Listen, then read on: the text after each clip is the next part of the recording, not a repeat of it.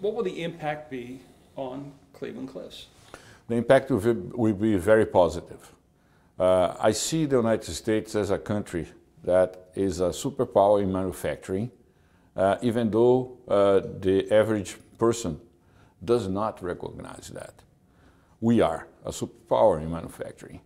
These tariffs are finally creating a level playing field for steel in this country. We can't afford having unfair competition mainly from a country like China that does not protect the environment, that pay their workers wages that would be below outrageous here in the United States, and does a lot of things on top of that, like subsidies, like controlling the currency, doing a lot of things that we don't do here. So we need a level playing field.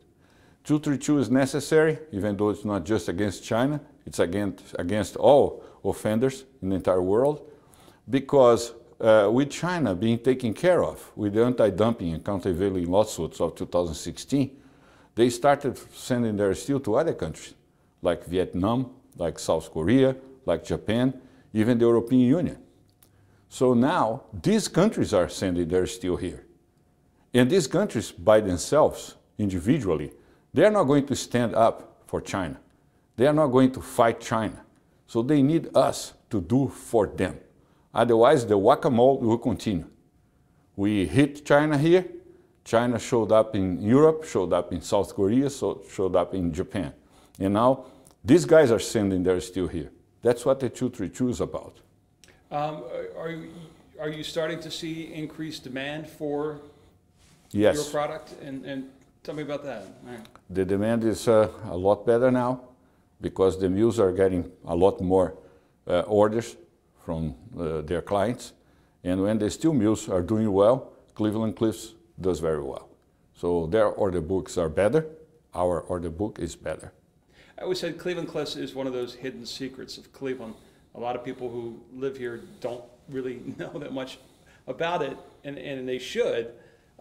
Is there a way to simply explain what it is that you do for people who don't know anything about Sure. Cleveland-Cliffs? Cleveland-Cliffs is the 25th oldest company in this country. We are this year completing 171 years old. So we are the supplier of iron ore for the steel mills in the United States. The steel is in everything. Each car you see, it's a ton of steel on wheels. So we are everywhere. And every single ton of steel produced in the United States goes through Cleveland-Cliffs. And do you see, obviously, clearly now, with this tariff going into effect, kicking up action in Michigan and Minnesota in your minds there, and obviously the increased demand? There's a lot more demand, and there's a lot more excitement about what's going to happen next. We are now building a $700 million plant in Toledo, Ohio, to produce what's called hot briquetted iron, and this type of downstream product will be the feedstock for the electric arc furnaces.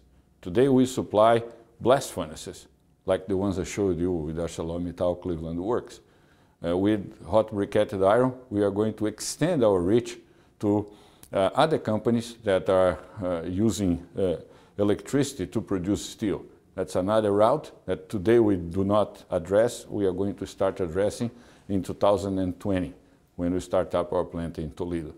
What does it mean? We're down to, I saw a stat that was staggering to me, 140, 150,000 people who work directly in steel production now in the country, that it's dwindled to that effect.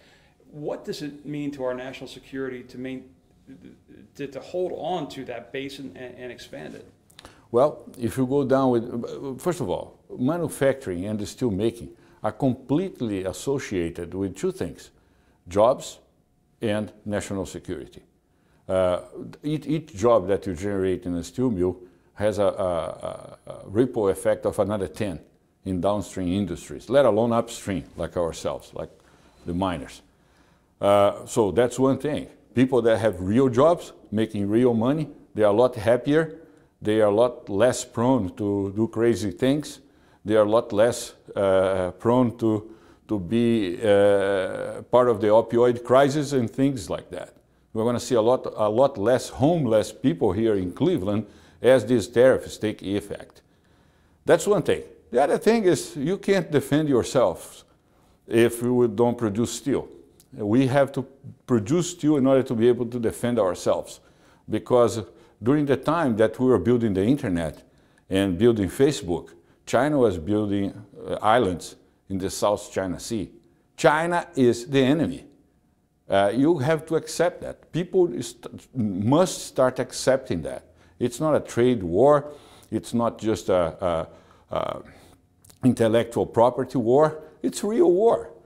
And you can't be building ourselves up to just unfriend them on Facebook. We need to be able to really fight back. And we can't do that if you can't produce your own steel. And that's what 232 is about. Those opposed to this would say it's going to add cost to other products that are made. And what do you say to that? Let's talk about numbers. A ton of steel, I just said to you, each car on the road is a ton of steel on wheels. Some are a little more, but the vast majority is a little less, so I'm calling one car, 1 ton.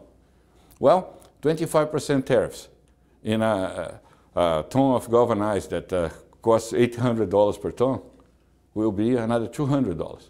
So the car just went from, a brand new car, went from, let's call it $30,000 to $30,000 and $30,200.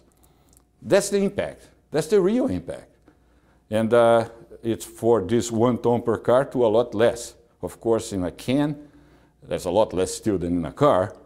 So the impact at the end of the day will not be for General Motors or for Ford or for Toyota that produce cars in the United States.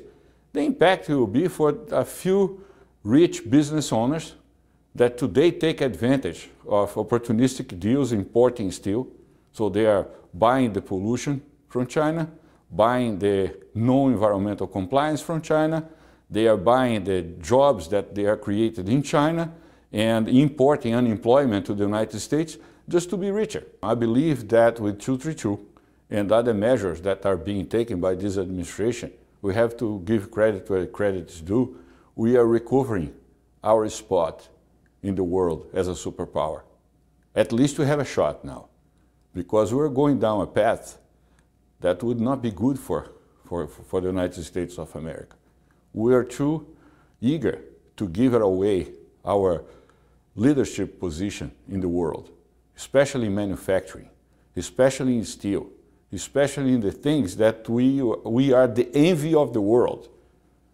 We have the most environmental compliant iron ore and the steel industry in the world. And the press and nobody else, nobody talks about. Nobody talks about. Everybody knows that China pollutes as if there is no tomorrow. Nobody talks about. It's almost like, yeah, that's the way it is. That's not the way it is. And to believe that South Korea or Japan or the UK or Germany will stand up against China, they will not. We are the only ones that can do that. And that's exactly what we are doing.